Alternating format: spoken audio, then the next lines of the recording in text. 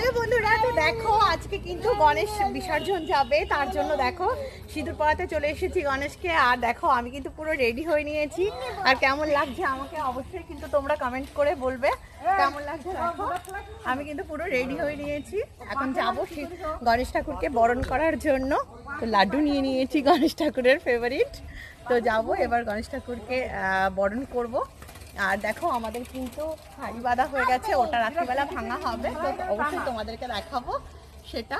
আর আমাকে হ্যালো বন্ধুরা, তো দেখো আমরা কিন্তু বরণ করতে সবাই রেডি হয়ে চলে এসেছি। দেখো আমরা এই চারজনই বরণ করব। তো আমরা চারজনকে সাজুগুজু করে কেমন লাগছে অবশ্যই কমেন্ট করতে বলো না।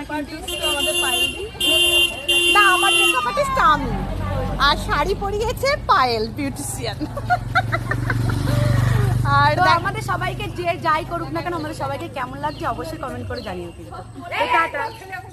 দেখো গণেশ ঠাকুরের সামনে চলে এসেছি, এই যে এবার সিঁদুর পরাবো গণেশকে। তো এই দেখো আমরা সবাই দাঁড়িয়ে পড়েছি গণেশকে সিঁদুর পরানোর জন্য। এই দেখো আর দেখার জন্য অনেক সদস্য পিছনে দাঁড়িয়ে আছে। তো আমরা এবার ঠাকুরের সামনেই দাঁড়িয়ে আছি সিঁদুর পরাবো বলে।